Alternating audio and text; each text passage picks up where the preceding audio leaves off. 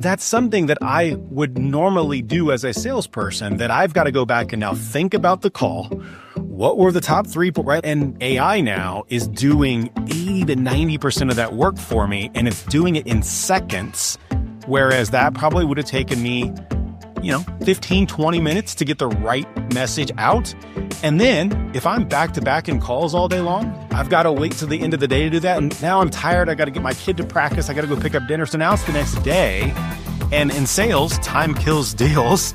So now it's just making it to where I can send that within seconds of a meeting. Just insane. Hi, I'm Jason Manship, host of Authentic and Agentic. Every week on this show, we break down what's happening in AI and what it means for how we work, lead, and live. Join me for a human-focused conversation that keeps you ahead of the curve. This is the Authentic and Agentic podcast on the IBJ Media Network. Hey friends, Jason here. Welcome back to the Authentic and Agentic podcast. This is the show where we break down the rapidly shifting world of AI, what it means for leaders, builders, and everyday humans, and how to stay grounded while the world speeds up around us. Every week we do a section called the AI News Rundown, so let's jump into this week's AI News. I wanted to start with a big move out of Cupertino. So Apple made a surprise leadership change this week. They moved oversight of its Gen AI efforts away from John Giandrea, hope I pronounced that right.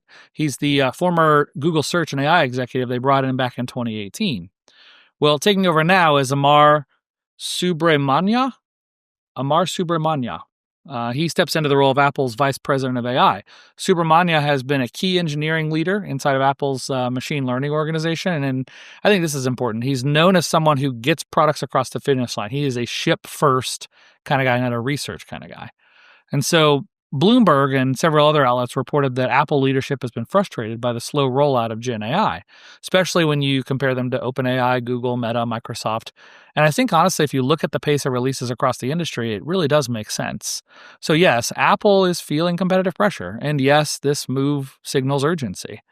I always say when Apple reorganizes leadership at this level, it's because something big is coming. They don't make a lot of big changes unless they're preparing for it. So my guess, 2026 is going to be the year they finally show their AI hand. And honestly, as a longtime Apple user, I think it's about time. The second story I want to talk about is Microsoft. So while Apple is restructuring, Microsoft is doing the opposite. They are doubling down with what feels like absolute clarity. At their AI tour events this week, Satya Nadella made it unmistakably clear. Copilot isn't just a bolt-on. It's not just a product. It is their new platform. And to me, as I kind of read through the press releases and watched some of the video clips, I think this is what it means. It means Copilot is being embedded as an operating system level inside of Windows. Copilot for Azure lets IT teams manage cloud infrastructure with natural language so they can talk to it. Copilot for Office is rewriting documents and Excel sheets and PowerPoints and summarizing emails and Outlook. Copilot for Teams is bringing more automated meeting summaries and action extraction from those meetings. Copilot for Security, it's doing triage and threat detection using AI. And so as I kind of unpack all that, Microsoft is doing what Microsoft has always done. They win the enterprise. Now, I personally live inside of the OpenAI ecosystem. It's what I use every day. And later in this episode, you'll hear my conversation with Jim Brown, where he predicts Google will step back into the ring with some real heavyweight strength. We'll see.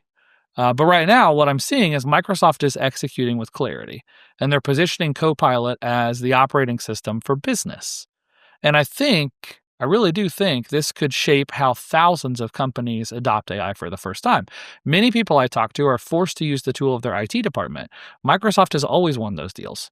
Most IT departments are Microsoft-led. And I think this is going to be a big deal for a lot of corporate America. This next story could be a major development in the legal landscape of AI. On December 5th, the New York Times filed a federal lawsuit against Perplexity AI, alleging copyright infringement and brand damage. According to Reuters, the Times alleged that Perplexity copied, distributed, and displayed millions of New York Times articles, including paywalled content. They claim that Perplexity responses reproduced reporting nearly verbatim, and they also alleged that Perplexity hallucinated stories and falsely attributed those to the Times. In essence, they wrote stories and gave it a New York Times byline. They claim that Perplexity used crawling methods designed to bypass publishers' restrictions. Now, Perplexity denies any wrongdoing, but the lawsuit is significant. The analysts are saying maybe a $20 billion lawsuit. So this could set a pretty big precedent in the AI copyright infringement side. And I don't think this is just about training data. I think it's about output. The AI models show what they show to users, what they attribute, who's responsible when AI misrepresents a brand or content. And this is exactly the kind of case I'm going to be discussing in depth soon with Brian McGinnis. He's a partner at Barnes & Thornburg. He's one of the sharpest IP attorneys I know. And we're going to unpack how cases like this shape the future of AI, copyright, compensation, a lot to unpack there. I think this lawsuit could be a landmark. It could be big. So check back in a couple weeks and listen to Brian and I dig into these kinds of legal stories. And for my last story of the week, I wanted to look at McKinsey's annual State of AI report. It just came out recently. And as I was looking through it, a couple stats jumped out at me. First, 88% of organizations now use AI in at least one business function. That's up very big from last year. 23% say they're already scaling agentic AI systems, with 39% experimenting with them. This I thought was pretty cool. The analysis McKinsey did said the biggest performance gains came when companies redesign workflows, not just automate tasks. I think that's really important to focus in on. So on the workforce side, 32% of these companies surveyed expect some job reduction because of AI. 43% currently are predicting no changes, and 13% actually expected net growth in hiring because of AI. So this is kind of what that tells me. It's not just reshaping roles, it's reshaping regions. Cities, states, and economic hubs build strong talent pipelines, and the ones that do it well are going to be the winners of this next era. And so that's what brings me to something I'm really excited about. So next week on the podcast, I'll be joined by Sally Reasoner from TechPoint. TechPoint, if you don't know, is part of the Central Indiana Corporate Partnership, CICP. They are Indiana's industry-led growth initiative for the state's digital innovation economy. And their mission is to help talent find meaningful jobs, expand Indiana's tech talent pipeline, connect employers to skilled workers, and elevate the success stories happening in our ecosystem. And so as McKinsey highlights this massive transformation and how work is changing, Sally and I are going to zoom in and look at what that means right here in Indiana, what it means for TechPoint, what it means for you and I. How do we prepare students coming out of college or people trying to be reskilled for AI-enabled careers? How do we help companies adapt their expectations and their hiring strategies? How do we build this talent ecosystem that's future forward? I don't think future proof is a real thing, but future forward, so that we're skating to where the puck is going. You'll hear me say that a lot. So McKinsey says the regions that win will be the ones that invest early in talent, connectivity, and community. We've got a jumpstart there. TechPoint's been doing that for a decade. So I cannot wait for that conversation with Sally to understand where things stand today and where things are going as she and the team at TechPoint lead, and also we as employers and members of this community step in also. So that really wraps up this week's news segment. We're going to take a quick break to thank our sponsor, TechPoint. When we come back, we'll jump straight into my interview with Jim Brown. He is the Chief Revenue Officer at Valve and Meter. We talk about the future of agencies, how AI is reshaping performance marketing, and what leaders need to be thinking about heading into 2026. So stick around. You're not going to want to miss it. Indiana's digital economy is changing fast, and TechPoint is helping lead the way. TechPoint drives Indiana's digital economy through talent, innovation, and community. Their new report, AI-Driven Skills for Indiana's Economy, explores how AI is reshaping our workforce. It's built for employers, educators, and job seekers who want to understand which skills are most in demand in our state's rapidly evolving economy. Download it today at techpoint.org/AI skills. Thanks again to TechPoint. Up next, I'm excited to welcome someone I've admired for a very long time. Jim Brown is the Chief Revenue Officer at Valve and Meter Performance Marketing. And what I love about Jim is he's one of those rare leaders who has lived almost every chapter of the modern business playbook. He's been a startup founder, he's been a SaaS operator, he's led agency teams, he's advised executives and boards, he's built growth engines inside of organizations at all stages. He's one of those people who understands the ecosystem from many angles: the scrappy entrepreneurial perspective, the operational discipline of an enterprise, and the strategic clarity of someone who sees where the industry is going. Before joining Valvometer, Jim helped companies scale through digital transformation, content strategy, SEO, analytics, RevOps. Long before those things were buzzwords. He was early in the blogging and content marketing movement. He was early in SEO when it was still the Wild West. He was early in the tooling and automation side of marketing ops, and now he's early in AI. And not because it's trendy, but because he's always been attracted to the forces that fundamentally reshape how value is created. At Valve and Meter, Jim oversees strategy and revenue across an organization that's deep in the trenches of performance marketing. They work with companies that need measurable outcomes, not just vanity metrics. And that's exactly why I wanted him on this show. AI continues to reshape marketing across the board, and his perspective is both historical and futuristic. He's seen what's worked and what hasn't, and what's about to change again. Today, we're going to talk about the future of agencies. We're going to talk about a fun little family trip he took, how enterprise clients are thinking about AI, and what kind of things we should be looking for in an agentic world as we prepare to head into 2026. Let's jump right into my chat with Jim Brown. My guest today is Jim Brown. I don't know that Jim and I have really spent much time together in person. I know we've crossed paths a few times, but his persona, he's like this ethereal thing that's been out there in the tech ecoverse for a very long time. And when I was asking around, I'm like, who can I talk to in the agency world that really understands this stuff? Jim was the top of the list. And so, Jim, welcome to the podcast. Glad to have you. Yeah, thank you, Jason. I'm honored and humbled by those comments. Well, your resume is insane. It's super cool, and I'm looking forward to unpacking all of this stuff with you. You are currently, we're doing a Zoom call today, one, because my studio is getting built out, and two, you are not in Indiana right now. Yeah. Where is home now for you? About 5 years ago during the pandemic, I got the wild harebrained idea to move my family out to Colorado, So at the ripe old age of 38, what better time to move your family halfway across the country after, you've put down so many different roots. But yeah, so Westminster, Colorado, and absolutely loving it. Where is Westminster relative to? Yeah, so we're halfway between Denver and Boulder. So we get, all the college campus life up in Boulder and restaurants and whatnot. And you've got the downtown amenities of the big city, just, 15 minutes south. That's one of the best places. We took our family out there to Estes Park a couple years ago. Daggone, that was one of the most beautiful spots that we've ever been to.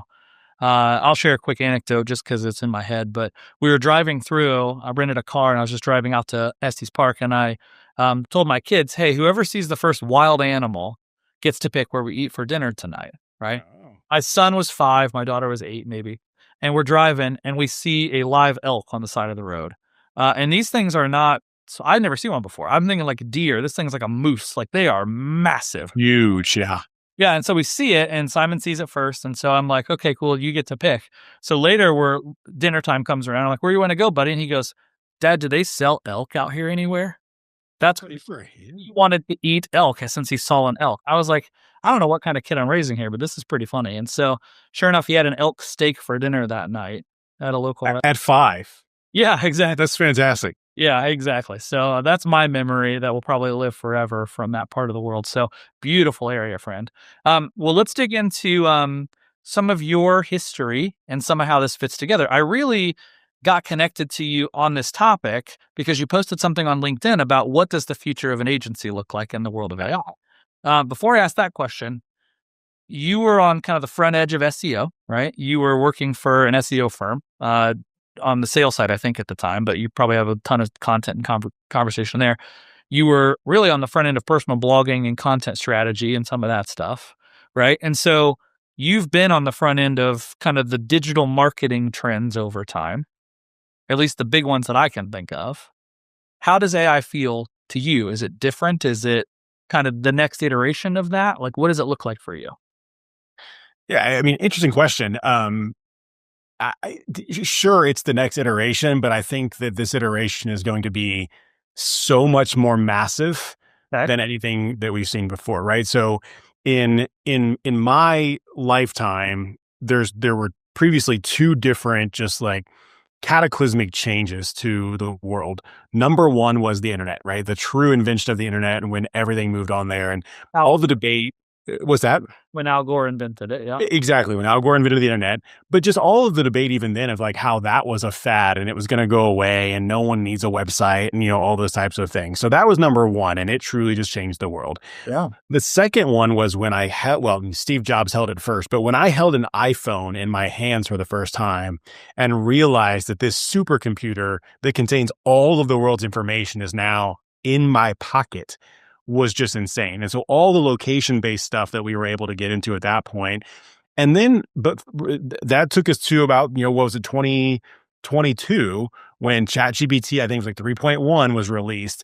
And I remember I didn't go to sleep that night. I was like, this is going to change the world. It was that just eye-opening and profound, like this was it. And so to your question though, it's more than just the next iteration or the next wave. It is going to change everything again. Yeah, and I mean, it already is. And so I love that framing. I asked you about SEO and blogging, which are digital marketing things. And you and I agree. This is internet big or cell phone big or, printable press big, right? This is a lot more than just a cool new way to market to people, right? Yeah, absolutely. So, okay, well, that's great context. What, as you think back to maybe some of those original thoughts, right, on what did maybe your industry get wrong along the way, right? So, and maybe that's a hard question. I'm trying to think of a better way to word that, but we are trying to figure this out on the fly. Everyone's trying to understand what it means. It impacts everybody, right? Where are you seeing people starting to kind of either not lean in hard enough or they're just headed down the wrong direction, maybe as you're thinking? Well, yeah, I mean, and these are definitely, personal opinions. It's why you're asking me, Jason, though. So one of the things that I see right at the gate is all of the things that AI can do, all of the things that the majority of people are getting AI to do is like generative content creation, right? So, write a blog post about this or create an image of this or, just do a thing and like give me something back. And that's all fine and good. And it's a great way to dip your toes in or get your feet wet, whatever analogy you want to use there. Yeah. However, all of these models are built off of the same thing. So if everyone just starts doing that and everyone has access to the same models and the same tools, it's going to be a race to a copy machine of just doing the same thing that everyone else is doing. And you got to stand out in this, what's going to become the sea of sameness, right? And so I think that's what people are getting wrong, but it's because they're afraid and they don't know what to do with the stuff. But I think that's where I'm seeing a lot of just, maybe not wrong. It's just how they're starting their process. I absolutely love both of those things. The sea of sameness. Yeah. What a cool phrase. And a race to the copy machine. I've never heard that before. That's an interesting thing. I think about that and I think that's what really stood out about your post on LinkedIn. As I've been watching LinkedIn more and more lately, it feels like all these professionals have figured out that ChatGPT can write a LinkedIn post for you. And honestly, like I'm turned off by that. Like it doesn't feel authentic at all. It feels like we're all we know we need to say something. We know we need to look smart in front of other people, right? Social media, I've long argued, is a narcissistic platform, right?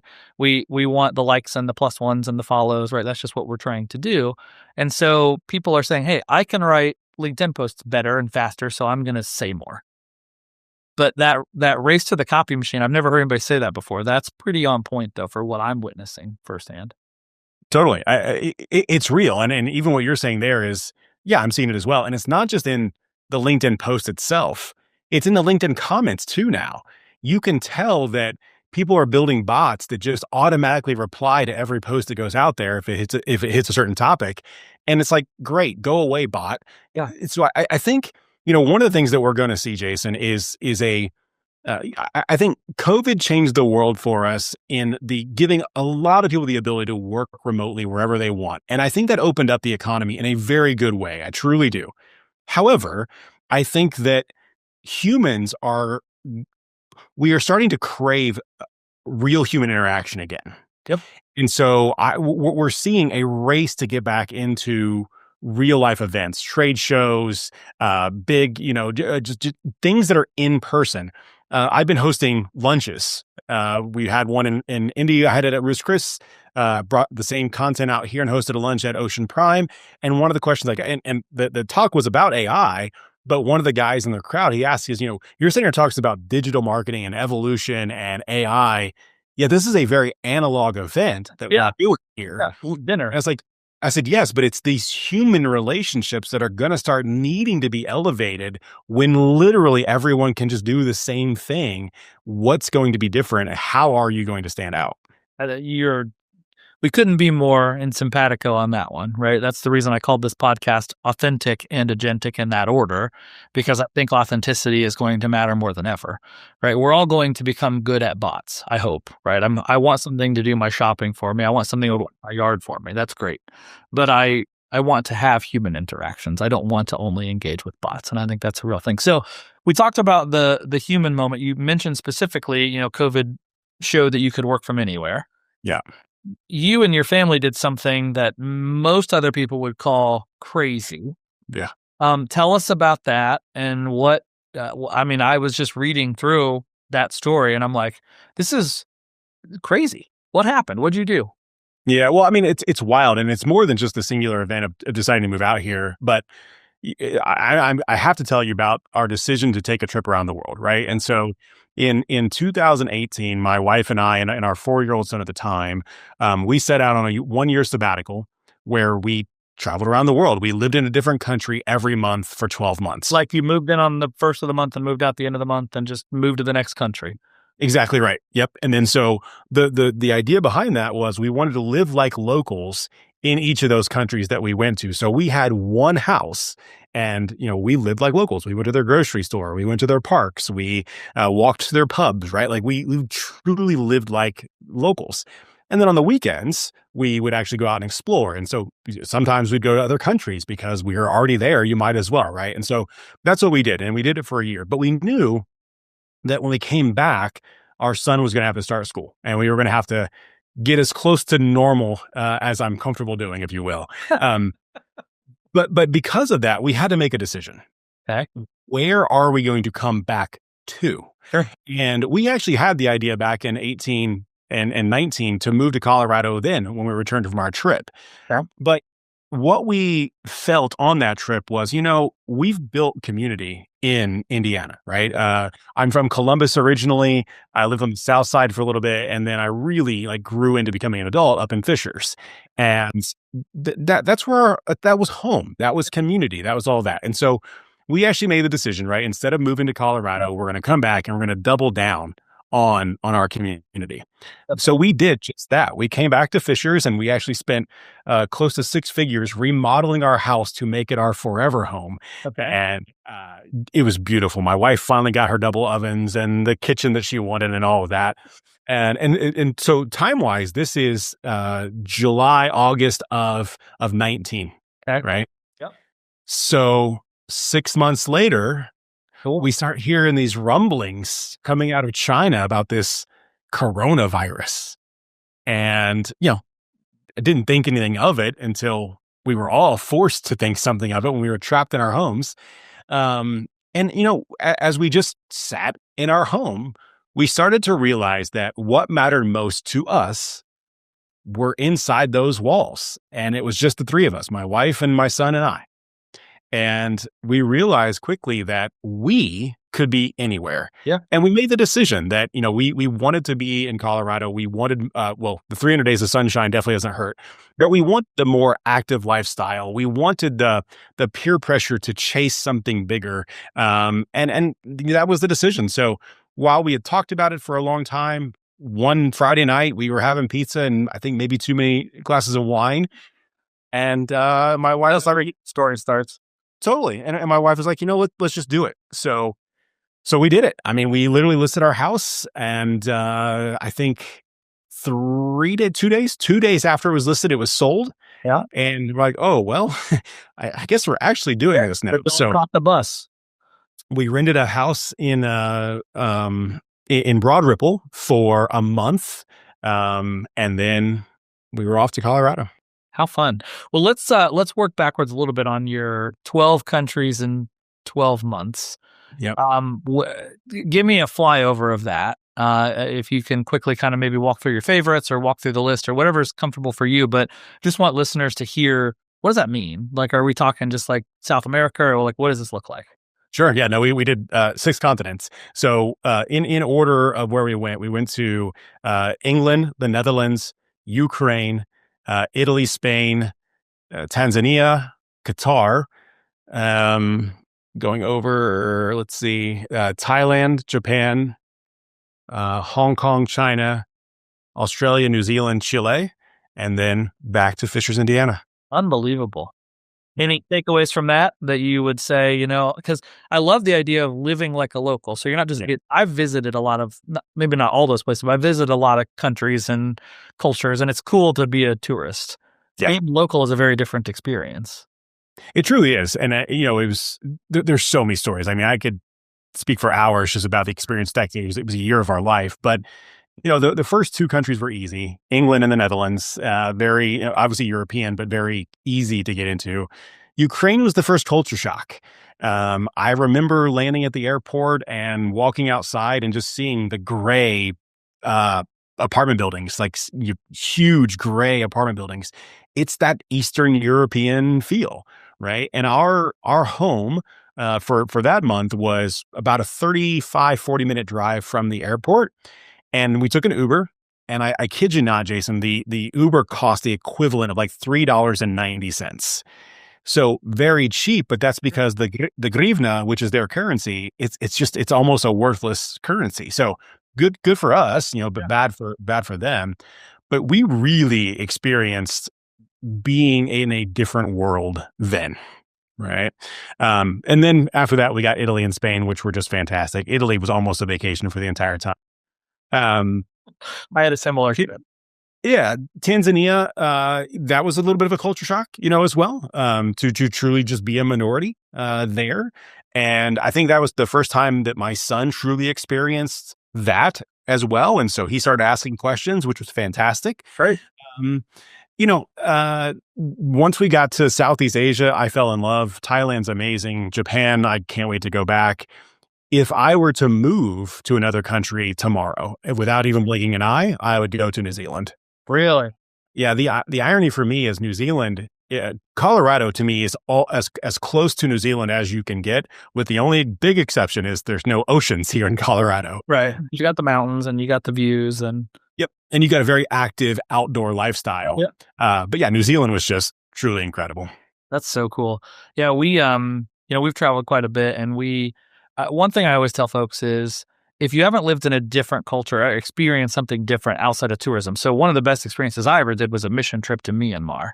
Right? Mm-hmm. See how people who aren't like you live. When you fly into Paris or whatever else, I mean, they're kind of Americanized to us in a lot of touristy ways, right? Like, they can deal with your English, they can deal with all these things. But when you see the world differently in places like Haiti or, a lot of these places that churches tend to go to, it's a very different world experience.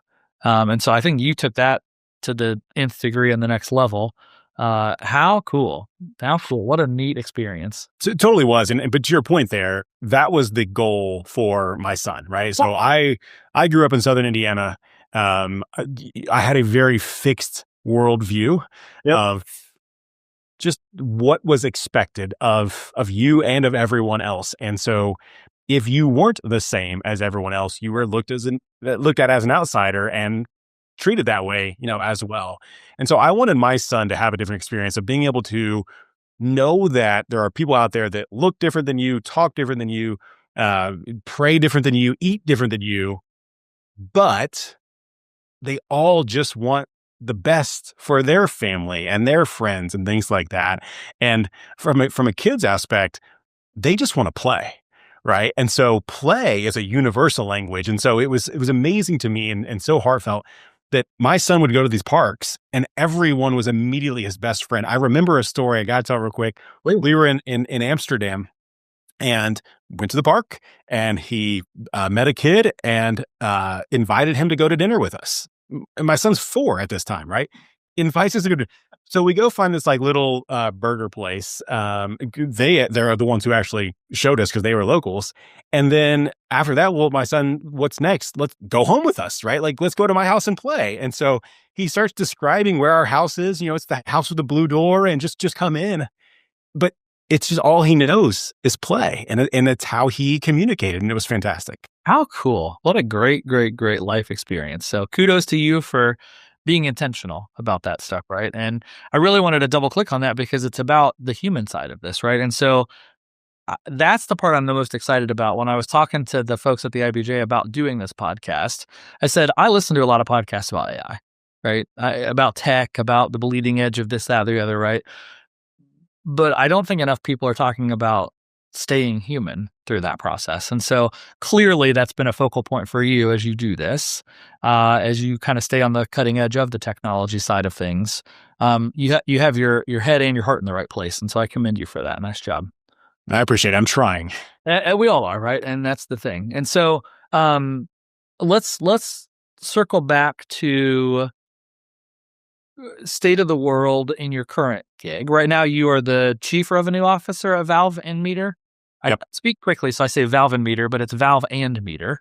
Yeah, that's right. I know Marcia. She's awesome. You guys have just built an amazing group and team. I know a handful of people that work in the organization. It's top notch. It's like the top notch place in town.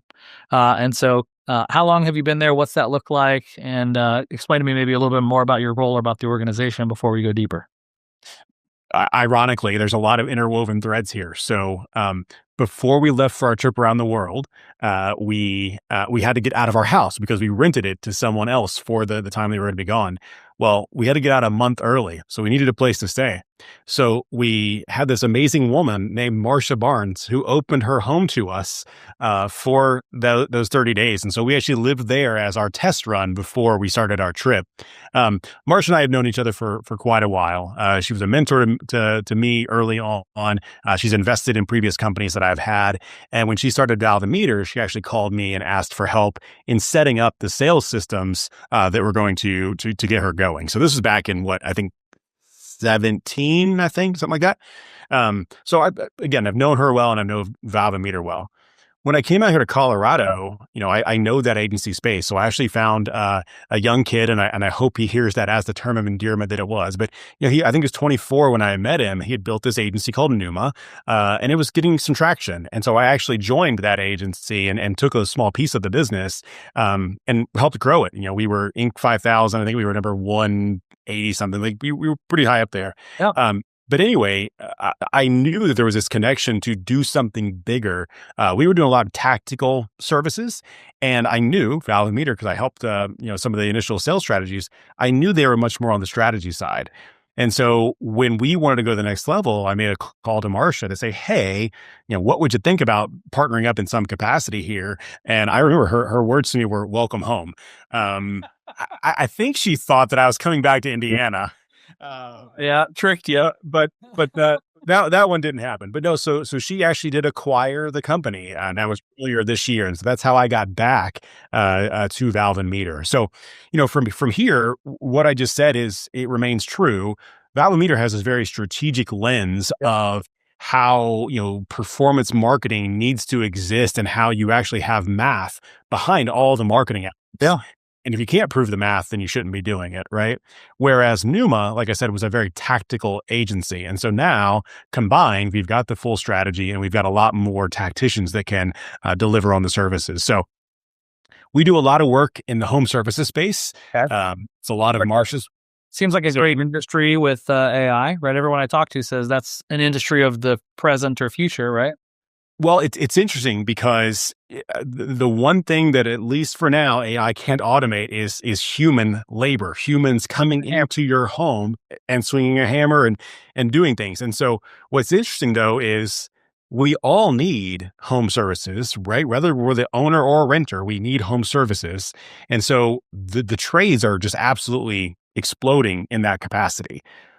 And when you look at Google, right? So, you mentioned earlier SEO. I've been in the SEO space for almost 20 years now. And this is the first time that I truly feel SEO as we've known it is dying, right? people have been saying it's been dying forever, but I feel like it finally is. And I'll give a shout out to Kyle Lacey because he tried to push back on me with this. Is I don't mean search is dying, Yes. but SEO and gaining Google is what is dying. However, showing up on the map pack on, with your Google business profile, that is a lot of old school SEO tactics are what get you there. So anyway, say all that because by us focusing on the home services, it is it's almost like its own economy that even when the more macro economy is starting to go down, home services goes up. Or at least stays sustained. So that's where we spend a lot of our time working with those people and growing their businesses. That's awesome. And, I've followed the SEO world for a long time too. And the question I get a lot is, how do you rank in ChatGPT, right? People are now, I know personally, I don't really even use Google anymore, right? If I'm searching for something, I typically start with the voice agent on my phone. If not, Grok on my Tesla or whatever, but I'm asking it and I'm looking for the answer, not the website that I go click to, right? And so I get that question a lot. I assume that a big part of what you're seeing firsthand is that. You mentioned the maps piece, but I also assume it's about optimizing to show up in those search results. So let me ask this question, Jim. For those that don't know, right? You spent your career in that space. I get that question. I know how I answer that question. I'd like to hear you answer that question. How does my company start showing up in those chatbot search results, the ChatGPT search results? Well, I'll answer the question directly, but I am going to take a step back before that though, right? So I think that you and I are closer to that bleeding edge of this. Mm-hmm. I know there is a transition happening, a big shift happening, but let's not get it twisted. There are still hundreds of millions of searches on Google every single day. Right? That's a great point. Yep. So orders of magnitude better, right? Or bigger. So what we're seeing is, the traditional like keyword optimization for Google, it is changing, right? But even think about your use case of everything you just said, whether it's ChatGPT or Perplexity or Grok or, voice agent, whatever.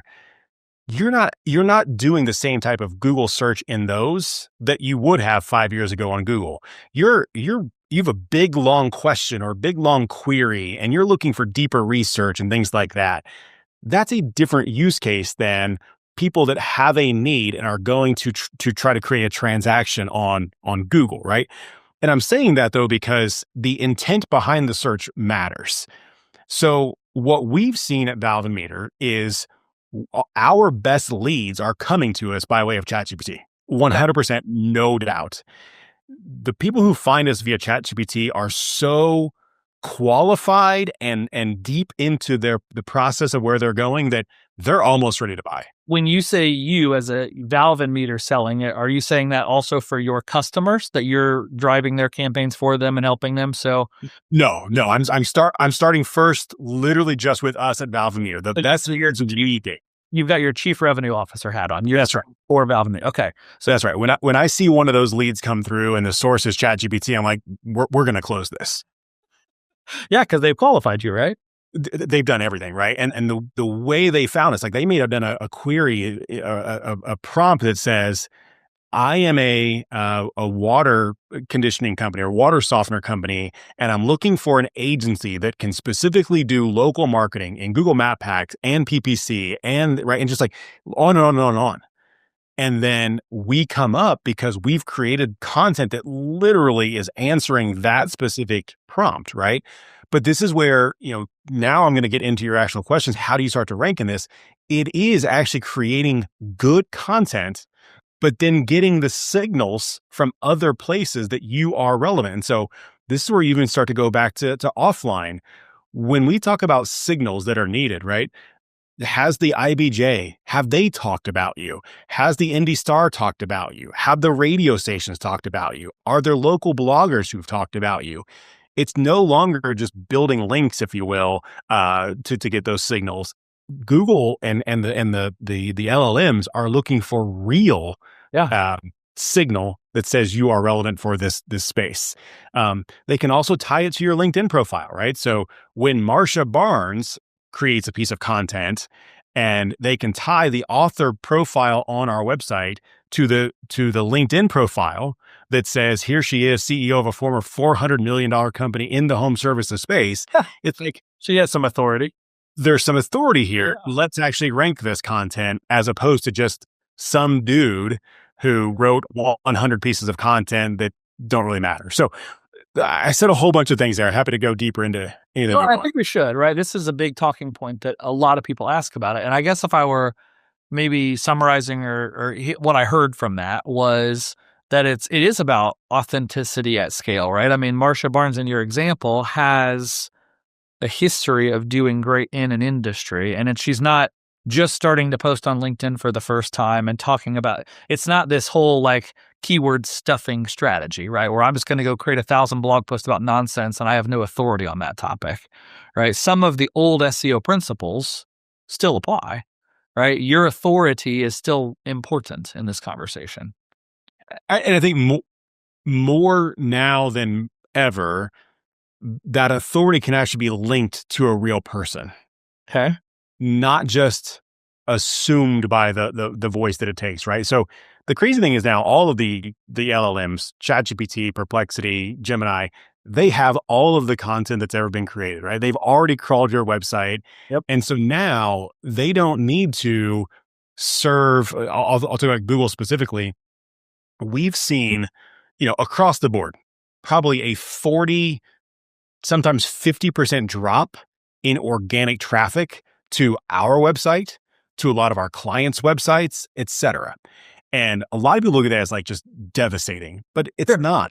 That content, which used to rank and used to get clicks, was never going to convert. It was top of the funnel research-based content just to show signal that you were topically relevant about something, right? Yeah. But the queries that would actually lead to the conversions, those are still what we're getting traffic for. That's why the conversions have either stayed the same or actually gone up in that kind of case, right? So, but an example here. So here's Marsha's book, yep. Right? Okay. Here we grow.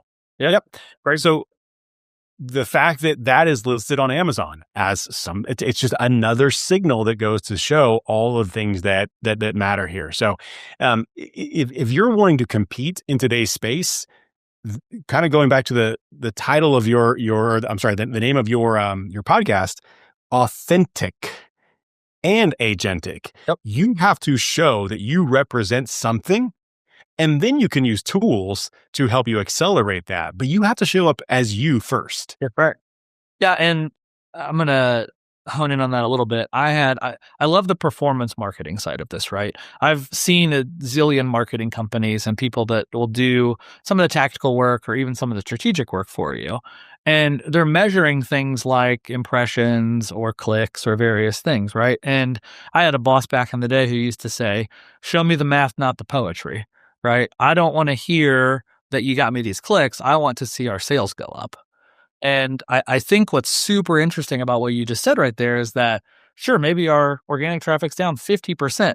Most people in that way of thinking would be hitting the panic button, right? Our traffic is down 50%, holy moly. But what you just said was when they come in via this platform, I close almost every single one of them.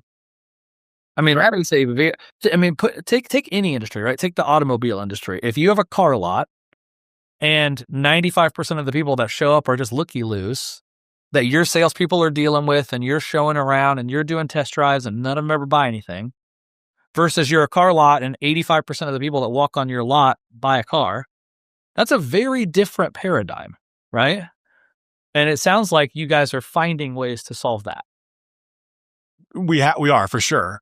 What I want to lean into, though, there as well, I'm going to go back to this concept of like local signals. Right. So you're using a car dealership as an example. That car dealership should still have a website. That's right. It should appear in the Google Map pack when, it happens. The traffic to the website might be going down, but where are they getting the leads from? One of the things that we're seeing, Jason, now, and I think that this is going to continue to grow, is you have to have a real brand, an authentic brand. And it's got to be known in the local community, right? So again, we work with a lot of home services companies. when you see the billboards for Hope Plumbing or Bone Dry Roofing or, Williams Company, when you see these billboards, it shows that they are a local player. Yeah. Okay. When you see them sponsor the Pacers or sponsor the Indians or something along that you read about the owners in the IBJ, right? These are all those local signals. When you see commercials run on WTHR, right? Again, these are the local signals. So that when someone actually goes and searches for, it doesn't matter who shows up, in positions 2 or 3, like, I've heard of them. Yeah. I'm going to go click on that. Yep. And so that's where performance is definitely still a thing, but brand marketing is going to make a huge return in the next year, 2 years for sure.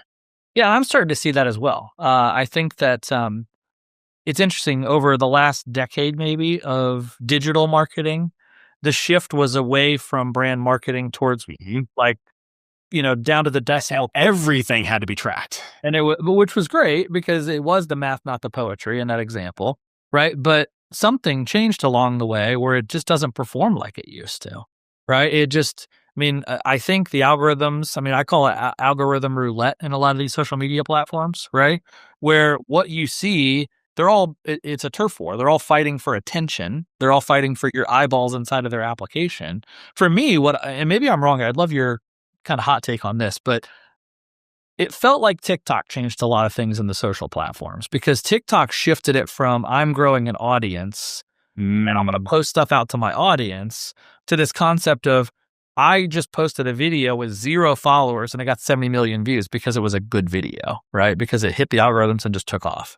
And so it feels like some of these other platforms that you and I used to run ads against, and they're still successful. There's still value there, right? And just like your billboard conversation or radio conversation, but it's a little more all-encompassing than it used to be. It feels like to me. It used to be like, let's shift our budget into digital because it's more trackable.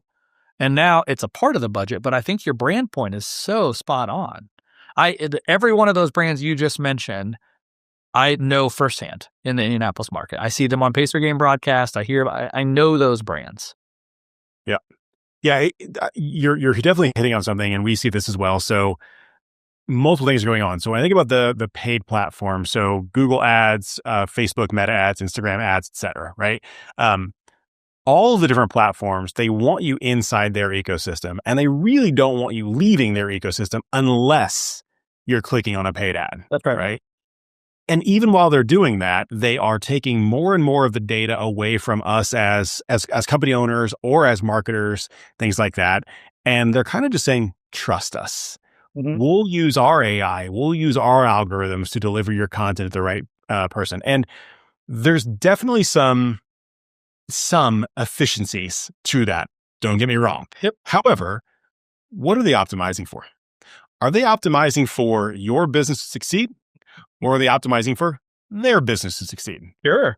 The answer is clear because, these are public companies that you can go see their quarterly earnings and the amount of ad clicks that continue to increase, right? So keep that in mind, number one. But two, this notion of just social in general, right? Whether it's TikTok, whether it's Twitter, or I guess it's X, whatever. The longest time, we all had to go out and build our audience one by one, right? Yep. And the amount of followers you have, like these are all big things. You got to curate that list and just keep right. And that was very tedious. But to your point now, and we're seeing this on all the platforms, if you create the right content, the algorithms will find the audience that content should be put in front of, right? So if I open up my Instagram feed right now, I'm going to get a whole lot of golf and a lot of WWE wrestling because those are the two things right? But it knows that. And so all of the content that's created that are going to touch those two things will end up getting to me, right? Heaven forbid you might look at one piece of lingerie for your wife for Christmas. Showing up. Now your feed's flooded with that, right? And your wife's asking you why you're looking like, oh, it was a Christmas.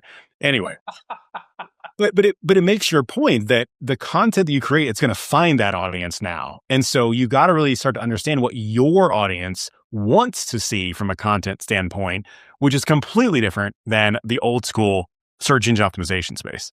Yeah, I always tell folks, like, when you post a piece of content, the question you're answering is who cares, right? Is that actually good content, or am I just putting it up because I should? And that matters, right? It really, really matters. Let me ask this question. So you talked a little bit about digital marketing and some of those platforms, right? Just this last week, I don't know if you saw this news, but some developers have unpacked that they found some ad remnant code inside of ChatGPT, the Android app. And so you and I both know this. We all know this, right? At some point in time, ads are coming to AI, quote unquote, right? And obviously, you and I know that AI is bigger than just a chatbot, but ChatGPT, Gemini, Copilot, I think we're naive to assume that those aren't going to have sponsored content, sponsored listings, some version of that. Like, hot take on that. Is that a good thing? Is that a bad thing? What do you even see maybe happening there? Yeah, I don't know if it's a good thing or a bad thing. I think it's an inevitable thing because the companies have to make money, right? Yeah. If someone would have told you or told me 10 years ago, even 5 years ago, that I would pay money monthly to use a browser, I would say you're absolutely insane. But here I am right now, currently paying $20 a month to use Perplexity's comment browser. Yeah. I'm testing out ChatGPT's browser. That also costs $20 a month. But I will tell you that the way these AI first browsers work is just insane. However, $20 a month is not nearly enough to just pay for the compute that's being used inside of those, right? So they've got to make money other ways. So ads are 100% coming. I guess my hot take, if there is one, I think 2026 is the year that we see the decline of OpenAI. I think that ChatGPT is going to lose so much ground to Google because Google already has all of the connected things from Gmail, from Google, from Chrome, from all the Android devices. So they've chosen not to really flex their muscles yet. And when they do, they've got all the customers, all the users, all of the everything. And I think it's going to take a big hit to OpenAI. I'm glad you said that. I'm all in all the time on OpenAI right now. And the reason I tell folks is because they're leading everything. They're just running in as fast as possible. But you've got this 10,000-pound gorilla behind them, right? That's got all of the world's information for the last 20 years, whatever it is, right? And so, yeah, when they choose to lean in a little harder, I mean, I use Gmail. It reads my emails, right? I mean, but even beyond that, though, think about it's the default search engine on almost every device in the world. And so as soon as they just turn it on, their own AI properties for everything. Again, hot take, but that's what I think is going to happen. Well, man, I love this. I could, I like to tell folks that it doesn't feel to me like ChatGPT wants to be or OpenAI wants to be a chat client. It doesn't want to be a ChatGPT. It wants to be an operating system. Totally. Which really is what Google's been building for a while also in the cloud, right? I mean, you don't install but I mean, when they came out with Chrome and when they had Gmail, when they had the calendar and they got all the components interlinked together, that's what they're trying to do. And so I personally use the Atlas browser from ChatGPT. Yeah. And you're right. It's like having an Iron Man suit, right? It's like looking at a website and over here on the right, I can interact with the info on that website. And I mean, I do that in demos for folks and they're like, whoa, that's pretty cool. Well, so I alluded to this yesterday, so I'll share it. One of the things I'm doing, I'm taking my son to every Major League Baseball stadium before he turns 18, before he graduates from high school. So every year we hit 3 or 4 stadiums. And when I go do the research for the logistics and all of that for our trip every year, it takes me 4 to 5 hours legitimately to get all that done, right? What I did yesterday was, so next year we're going to Atlanta, Tampa Bay, and Miami, right? Okay. So the first thing I did is said, hey, and I'm using Comet from Perplexity. I said, I'm taking my 12-year-old son on our annual baseball trip. Next year, we're going to Atlanta, Tampa Bay, and Miami. I need you to go find 3 to 4 consecutive days where they play home games where I can logistically get from one place to the other in the amount of time, right? And you can see the browser working. It goes out to all of the websites. It sees when they're playing at home, and it gives me all of my options of when I can legitimately do this, right? So that's just step one. And then I'm like, okay, cool. Now I need a hotel near each of those places that's good for a 12-year-old. I want to find 2 or 3 different local amenities that we can also go to, potentially restaurants. And it just gives me all this information where that's all manual work that I would have done one by one previously. And now I think I finished the entire thing in less than an hour, which is just insane. Just insane. Well, and I think that's the part people lose here, right? So a lot of folks are, and you'll appreciate this, but a lot of times I think that we as humble Hoosiers, I've heard this from folks, we don't want to do that because it feels like we're cheating, right? Like quite literally, some folks I've talked to have said, it feels like I'm looking at the guy next to me's test in the classroom, right? And it feels like cheating because that's a superpower. And I'm like, guys, it is a superpower and it's yours. Just use it, right? When email came out, if you chose to continue to mail letters to people when everyone else was sending emails, shame on you. Yep.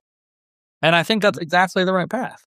Yeah, you're gonna get left behind. Yeah, I mean, again, the majority of people today, the way they're using these AI systems, it really is it's very similar to what they used to do with Google, right? It's very simple prompt, and they get something back it just is what it is, right? And I don't want to say like I feel like I'm decent with prompting of these engines, but Joe Waniger, our CMO at Valve Meter, when I see the things that he is doing with this, it is absolutely mind-blowing, right? And then he sets it up with automations as well. So one of the things that he has helped me do is when I run a sales call, he's got a bot or some kind of agentic something or other, right? This is where he's much around the bleeding edge, right? But he's set up this thing that will go look at my calendar and it will see that I had a sales call. As soon as it sees that I had a sales call and it's finished, it will go to Fathom, which is the recording software we use for our calls. It will download the transcript, and then it will run a prompt that basically says, here's the type of follow-up email that I want to use. Look for this, and this from that. Make sure you include a personal anecdote, and it will open up my email, draft the email, and then I can read it, proof it, edit it, right? And then send it. That's something that I would normally do as a salesperson that I've got to go back and now think about the call. What were the top three, right? Like, and not even just ChatGPT, like AI now is doing 80 to 90% of that work for me, and it's doing it in seconds. Whereas that probably would have taken me, 15, 20 minutes to get the right message out.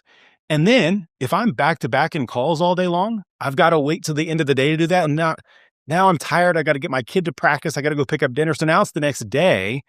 And in sales, time kills deals. For sure. So now like it's just making it to where I can send that within seconds of a meeting. Just insane. And his prompt for that is, it looks like a book. And it's like, anyway, just some really cool stuff that can happen. Well, I think that's the big takeaway I hope people get from this conversation is that it's not just typing better things into ChatGPT. Figuring out how some of these pieces fit together, right? It really is something that individuals need to lean into in their own business, right? I mean, automation is the key to all of this stuff. They have to, right? And so we hired another gentleman. Ironically, this is funny. Another fellow Hoosier that also moved out to Colorado. Okay. Ryan Mull. We hired him 3 or 4 months ago. And his whole thing is he's come in, he's interviewed almost everyone in the company to just understand what they do on a daily basis. Like, what is all of the inputs, right? And I'll be completely honest, a lot of people, when they had that conversation, started to get fearful for their job. Sure. And we assured them, like, you don't need to be fearful. What we want to do is free you from the routine work of just doing stuff. If we can outsource or automate that to AI, we get to use you for the thing we hired you for, and it's your brain, your ability to think and provide context to something and describe that to someone else. That's what we want you spending your time on, not just, again, routine things. And so that's what he's helping us do, is just understand, okay, here is what the human still needs to do. Here is what the machines can do, and here's what the human in the loop is responsible for to keep everything moving along. And I think the companies that don't heed that advice, they're the ones who are going to struggle in the next coming years. Yeah, that's a great point. I've talked to many C-suite individuals who are either hesitant to start having those conversations for fear that their team is going to be scared, right? Totally. Or they're, just not willing to lean in. And I think the problem there is, like you said, I mean, you're going to lose. Your competitors are doing it. When people are like, I feel like I'm cheating on my neighbor's paper. Okay, well, your competitor's doing it. And so it doesn't mean that if they're doing something wrong, you should also do something wrong, but it means that this is a tool that you have available to you and you are choosing not to do something about it. And so I do hear that regularly. And I think there's a kind of systematic way to do this for companies where you do have to like explain to your staff and your team that we're not outsourcing you, right? Great companies aren't looking to cut labor. Great companies are looking to expand their business. And they're looking to empower. I tell my people in every company that I own and have run, I hope you outgrow me someday. I hope I can't afford you anymore. That's a blessing for both of us, right? What a cool thing. And so I want to give you the tools to be successful so you can run, right? I don't want to handicap you. And many times, systems, processes, bureaucracy, just the fact that this task has to be done and you're the guy, therefore you have to do it. Like if we can get that off your plate, we can free you up. And so, and I think a lot more, I loved your dinner analogy, right? Your analog dinner analogy, because there should be more of that. There should be more you and I finding time to have dinner together while our bots are doing whatever we need them to do, right? That's where the real business happens and the real opportunities happen. It's funny, every time I go to a sporting event with a friend, right? I always thought like, this is kind of a joke. You're spending all this money on tickets and it's just kind of a fun thing to do. It feels like every single time I go, business gets done. Because we're just hanging out and we let our guards down and we just enjoy each other's company. And then, wow, this actually turned into, hey, I need to introduce you to this person and we need to connect this dot. And at the end of it, I'm like, that was a $20,000 basketball game for me, right? Totally. And so more of that is a good thing, I think. It really is. I think, again, this comes back to that in real life human connection. It trumps everything. And it really does, right? And so, unfortunately, you and I are doing this podcast today on screens. But that's the way too many of us in the typical office, that's the way we're working these days. And what stinks about it, though, is as soon as the conversation's over, there's the big red end button, right? And you hit that, and all of a sudden, the person you were just talking, the human that you were talking to, they're gone. Yep. They're gone, right? And so you just immediately disassociate from them and you're on to the next thing, right? You're doing whatever. Whereas when we were all in offices together, there's the lead up to the conversation and then the meeting's over and there's the lead out from the conversation. We're walking out of the room at the same time. And, all those soft edged moments, that's what builds strong relationships. That's what builds strong companies. And that's what builds strong communities as well. And so I think it's inevitable that we have to get back to it. Well, good. And I'm excited for that. I think we could probably talk for a long time. I've really enjoyed this conversation. Let me ask you maybe a final question here. And I like to ask this question of all the folks that I talk to. So you're the chief revenue officer at Valve and Meter. I assume that means your job is to bring in sales and help drive revenue for the organization. You're looking at where the puck is going, probably not just where it is today. So you're seeing AI, you're seeing leveling up your team and empowering your team to do more, right? Using AI to do some of that stuff. You're seeing changes in marketing and digital marketing and messaging and relationships. And I've heard you say a couple of times now, automations. What does an agency of the future look like? And let me caveat that question. I think the concept of a 10-year strategic plan is out the door in today's world. Yeah. Things are moving too fast. So give me maybe the 2 or 3 year version, right? What does 2 years or 3 years max look like? Do you think for an agency like Valve and Meter or others in that space? I think it's 3 things, and very succinctly, strategy, brand, and connection. Okay. So I start with strategy because you can do anything, but you can't do everything. So what should you do? Yep. That's where your strategy actually matters, right? So you got to start there, understanding what you got to do and why you're doing it and what the outcome of that is going to be. The second piece of that is brand. This gets back to that sea of sameness concept that I was talking about, right? When everyone has access to all the same tools and they're all saying, go write me a blog post, go write me a LinkedIn post, go do the thing. The ones who build into their brand are the ones that are actually going to win. They're going to be standing out in that sea of sameness. And then that last piece of connection is how are you truly connecting to your customers, right? So here's I'll do a little bit of a swerve. In the HVAC space, I see a lot of people quickly going to letting AI, like human voice bots, answer phone calls, customer service calls, et cetera. Yep. And people are racing to it. And I think it is going to absolutely fail. Hopefully someone finds this podcast in 2 years and shows me I'm wrong. Hopefully they do. But I think that when you take out the human element to that level, Jason, when I call customer service and I get a bot and a phone tree and all this stuff, like it's just annoying. Like, let me talk to a human. So connecting to your customers the way they want to be connected to, I think is going to be a huge thing. Again, that's the next 2 or 3 year time horizon. I think that's spot on. You said something at the beginning of that about you can do anything, but you can't do everything. One of the best pieces of advice I got, I trained under a sales trainer named Zig Ziglar. If you've studied sales, you know of Zig Ziglar, right? And he told me I was burdened with potential, right? There was so many things I could do in my life with my entrepreneurial and tech background. My struggle was going to be to figure out what to do, right? Mm-hmm. And that's really the strategic component I think you mentioned on the front end of this. It's like, just because you can doesn't mean you should, right? You need to really be thoughtful about how you're doing these pieces. And I couldn't be more aligned with that connection piece also. I think that people are going to find that, right? I mean, building your brand, being connected and that's very succinct and dead on point. So thank you for sharing that wisdom with us. Absolutely.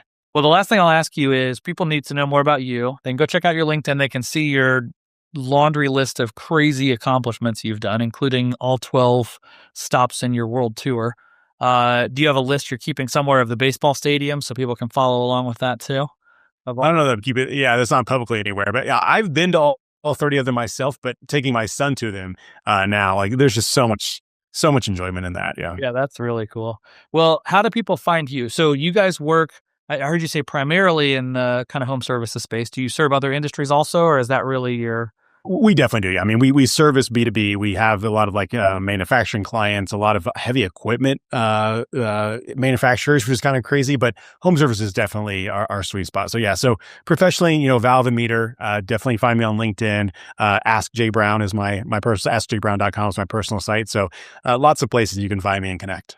Okay, perfect. Well, please do that. These guys are, as you can tell in this conversation, the best of the best. They're thinking about stuff that isn't even here yet, but Marcia, Jim, this group, they're just incredible at what they do. And so if you need help in performance marketing, these are your people for sure. Jim, thank you so much for taking time for me. Go, it's 3 hours behind there, so you got some daylight left to go enjoy some of the outdoors in Colorado. So a little bit. We actually got our first snow, so I might go enjoy that now. Well, we got plenty of it here. So good to talk to you, friend. I appreciate you, and we'll talk soon, I'm sure. Hopefully in person. Very good. There we go. Thanks, Jason. Cheers, brother. Thanks again to Jim Brown for a great chat about the future of digital agencies. Next week, we're talking to Sally Reasoner from TechPoint about how AI is affecting the talent pipeline here in Indiana. You're definitely not going to want to miss it, so please follow and subscribe to get notified each Tuesday when the next show drops. At the end of each show, I like to encourage listeners to head over to my YouTube channel for a hands-on session where I show you some things I'm building with AI. You can find it at jasonmanship.com or search Jason Manship on YouTube. That's Jayson Manship, just like it sounds.